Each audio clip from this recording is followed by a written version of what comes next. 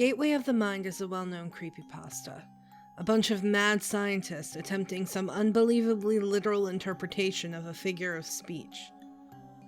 This experiment was performed promptly after World War II ended, and seems to fit in with the long line of strange experiments performed by the Nazis. The Nazi reign was famous for its backdoor scientists and occult researchers. Special expeditionary divisions of the Reich were often sent out in search of artifacts or locations of occult or religious significance. Meanwhile, in Germany, bunkers were assembled and mansions and castles were fitted with labyrinths and dungeons, which were filled with strange experiments and research notes. Whenever the Allies found these places, they were often gutted, burned, or otherwise destroyed and abandoned. Whenever a lab was found intact, the research was often incoherent or missing, or later destroyed by the Allies to prevent the Nazis from recovering any hidden data. A lot of the Nazi experiments were kept under the radar, until recently.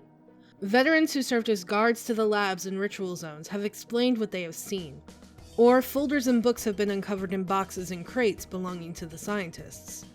A fair few of these contain a common research goal: giving man the power of God. Exactly the true power is up to debate, but it appears that this is often described in Nazi research as immortality, being unable to die, invincibility, or other factors surrounding losing the capacity to die in some way or another. The larger part of this research was actually legitimately based. Certain doses of chemical compounds to aid blood flow in aging people.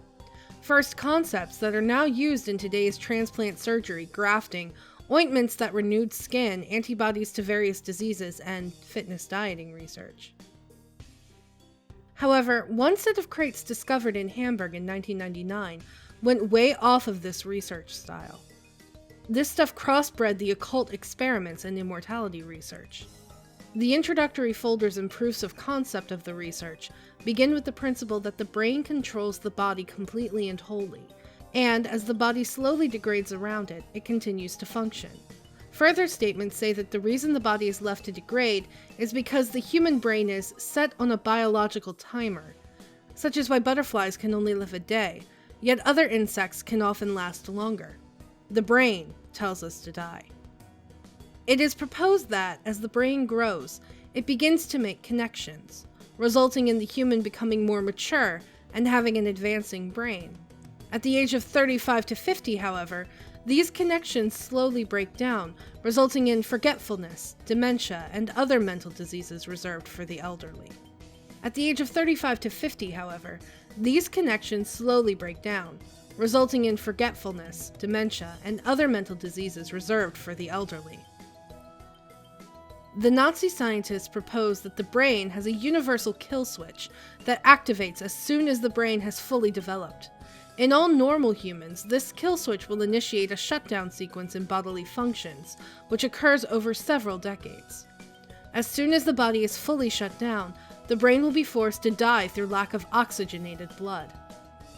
It is said that Werner's syndrome, a disease where a person ages rapidly, is a result of the kill switch function activating far too early. The Nazis proposed that they could remove the kill switch and give the human mind immortality, and from that, complete immortality. Needless to say, brain surgery was incredibly difficult during those times, but it was possible. In the stack of folders there were many different diagrams and past research on the brain, psychology, the human mind, and the like. The experiments were initially proposed to Nazi executives in 1940, and permission was granted to perform the experiments in 1942, under one condition. The experiments must be conducted outside of Germany. The German populace must not see this experiment in any way, shape, or form.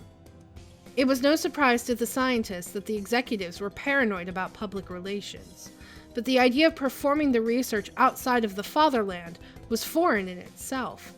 Most experiments were performed in bunkers or basements. Regardless, the scientists complied and were able to organize a setup with their ally Japan. In late 1942, the research had begun. Here's where it gets strange.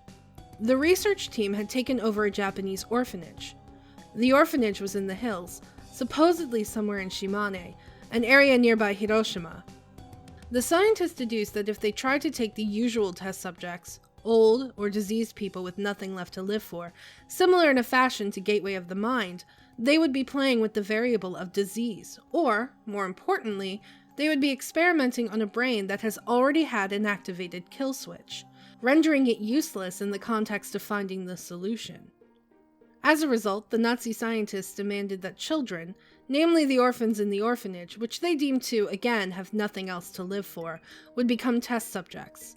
Their young brains eliminated any cause for concern of an already activated kill switch. To begin the experiments, the children went through numerous immunizations and intense psychological testing to ensure that they would prevent any defects, and to keep a general benchmark for their subjects. Next, they began with the older staff of the orphanage. Put under anesthetic, the surgeons opened up their skulls to find a good cross-section of an adult brain and begin to find key differences between it and a child's brain. After gaining a model of both a child's brain and an adult brain, the scientists deduced that the universal kill switch wasn't located in the brain, but in the cerebellum, located at the rear. The cerebellum commands all subconscious activity in the brain, which is understandable since it isn't a conscious action to set off the kill switch. Systematically, they took the tallest child in the orphanage and began to open her up. They were about to begin their first kill switch-ectomy. They had managed to open up the cerebellum and remove the part presumed to be the kill switch. However, upon closing the subject up, they found that she had expired.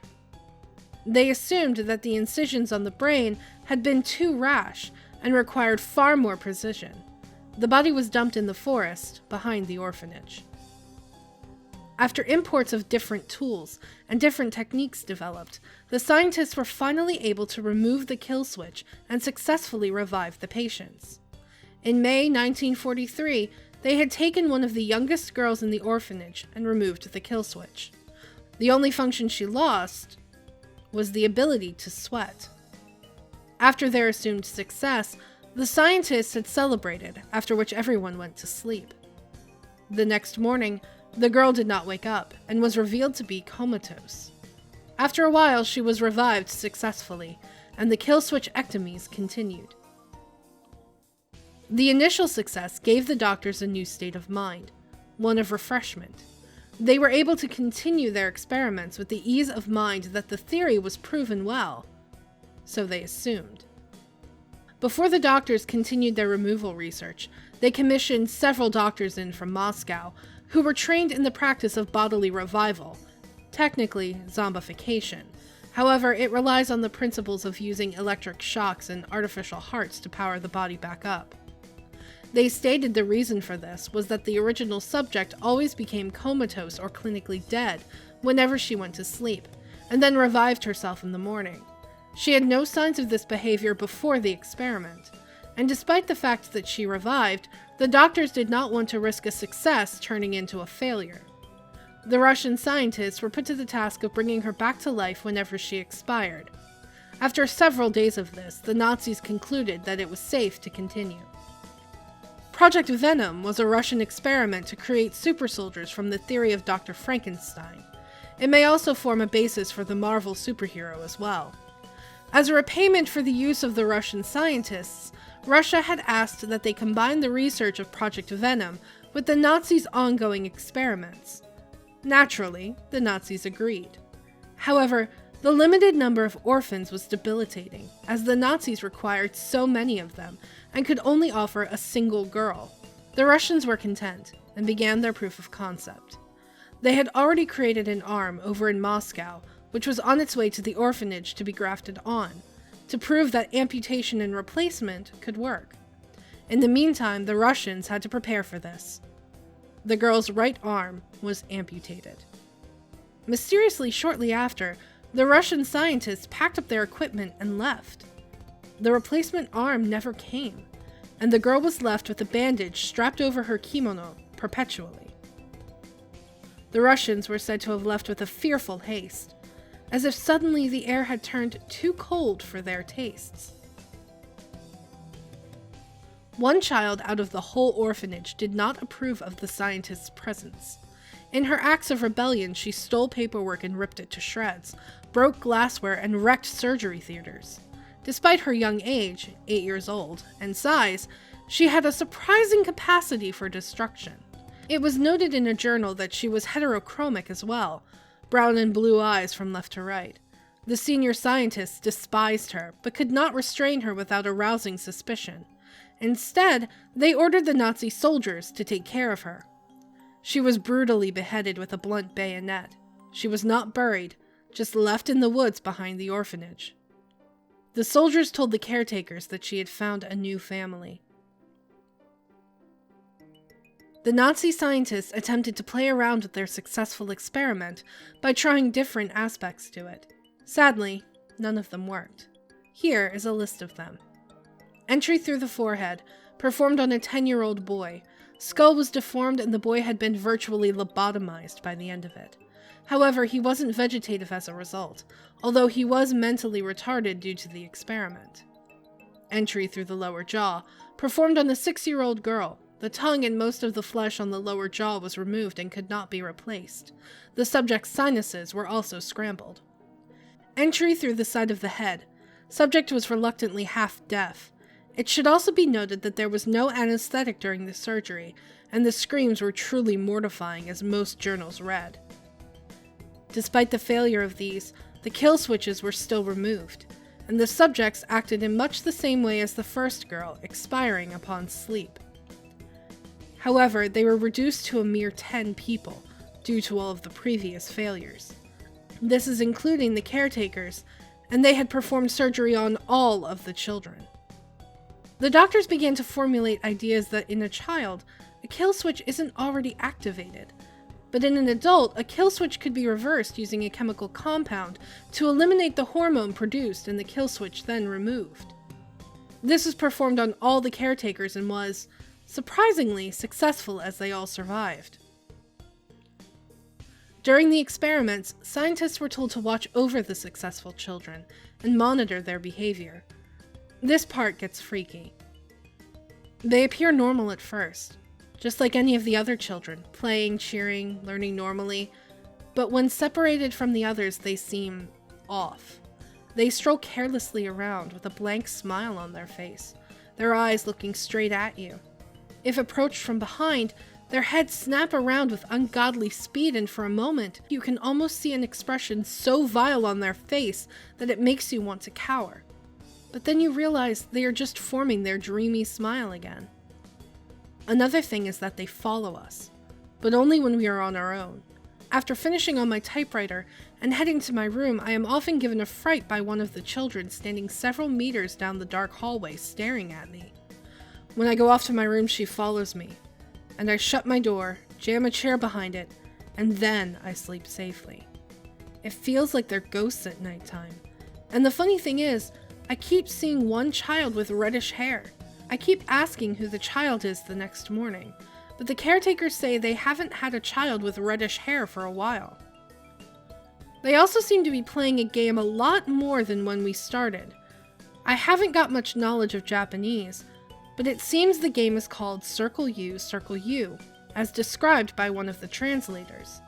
A group of children surrounding one child, who sits in the center alone. They link arms and begin to move in a circular manner around the child, making scary faces at them and singing an eerie chant. You lose if you flinch. Upon talking to them, I've noticed they seem more dreamy, forgetful, and somewhat blank, as if the experiments wiped out their memories as well.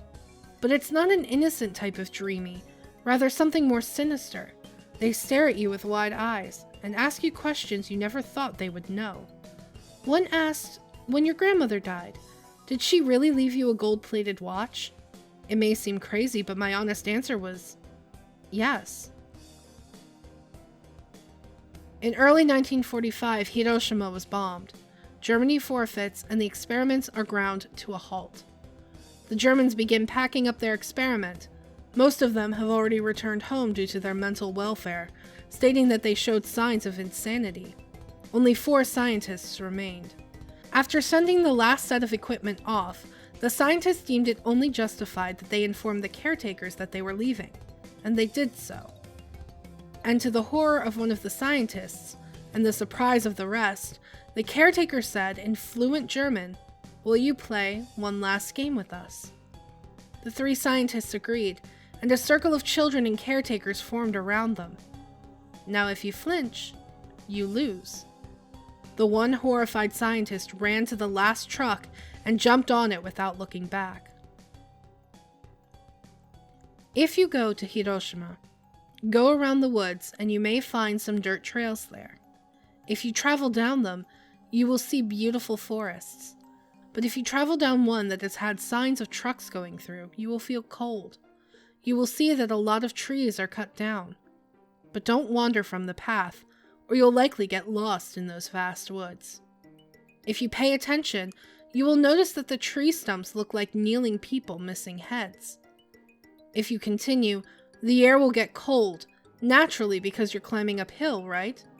Of course, eventually you will reach a clearing, with an old stone building in the center, vines covering the place. Go inside, if you want to play. As soon as you open the door, a foul smell will come out, similar to that of a rotting corpse. If you look down the hall, it will be dark regardless of the time of day, since there are no lights. Continue down the hall, take the first left, and then go down that hall until you see one door that appears to be made out of a red-colored wood. The rest are brown. Open the door. You will find 10 happy children and caretakers, all wearing kimono, playing in a normal playroom. One is missing her arm, another is missing his forehead, and a third lacks a jaw, but all are bandaged with clinical precision. The place should be very clean and tidy, dependent on your standard of such things, and well lit. At once, your presence will draw the attention of everyone in the room, including the ones that look far too preoccupied or distracted. They will turn to look at you, carefree smiles from each of their pleasant faces. The head caretaker, in all her beauty, will ask, "Will you come play with us?" By this time, if you haven't soiled your pants, you really should, to save you the trouble later. If you say no, the door will slam shut on you, and if you try to go down the hallways out the exit, you will only find another dark hallway. Open any of the brown doors, and you should find operating tables or bunk beds. If you continue down the third hallway, you will realize that a girl is standing several meters behind you, her face shrouded by shadow. Approach it and expect your doom. Continue down the hallway, and try not to let her catch up with you. If you say yes, however, you will be welcomed into the room. The door will close behind you and everyone will form a circle around you. Now sit down, and don't flinch, a cheerful voice will say. Just follow the instructions, and you will survive. All light will disappear from the room, yet you can see the circle of children, each with vicious expressions on their faces. One so vile you will probably flinch straight up. If you can stomach that, though, they will begin to move around and around you, slowly. You may feel one of them lash towards you. If you look, however, there will be nothing there, besides the children circling normally. If that wasn't enough, they will begin chanting, "Kagome, Kagome." I really can't explain any further. No one ever lives to tell the tale of what happens then. If you flinch before they chant, they simply continue as normal. If you choose to say maybe to the head caretaker, or anything other than yes or no, it is told that the children's expressions will turn mortifying, and they will scream in inhuman voices, "Decide! Decide!" If you do anything besides say yes or no from here, it is told that the children and caretakers will slam the door on you. If you turn around, the story varies. Supposedly, your worst fear will be waiting at the other end of the hallway, separating you from your exit. Most notably, this character is Akamanto, or the Rake. The least you could do is greet the creature before he tears you into oblivion. If he has the capacity, he may well respond, and you will die as a polite person. Don't greet him, and you will end up as another one of the beheaded bodies along the trail. If you respond, "I don't understand," and you must be genuine, the head caretaker will say, "Go to your school, and watch your children play." You should understand then. Nothing will have changed, and close the door on your way out. It's common courtesy. Most creepypasta are fabricated. Some derived from psychological stigma, and others are revamped ghost stories. But there is a small percentage of creepypastas which aren't like this. These are the true creepypastas. And that's not to say that they are a higher class of original pastas, which spawned forth others. It just means they're real. Germany did send a research team to Japan to experiment immortality via the brain, and they did experiment on children in an orphanage.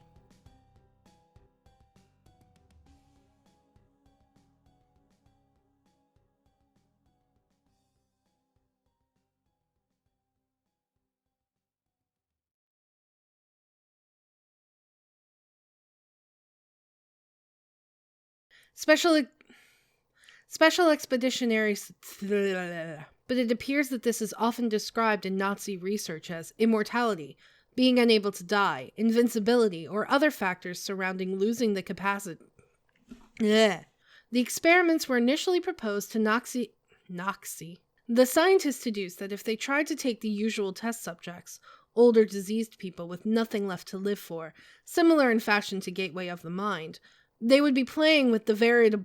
The scientists deduced that if they tried to take a entry through the side of the head, subject was reluctantly half deaf. Bleh.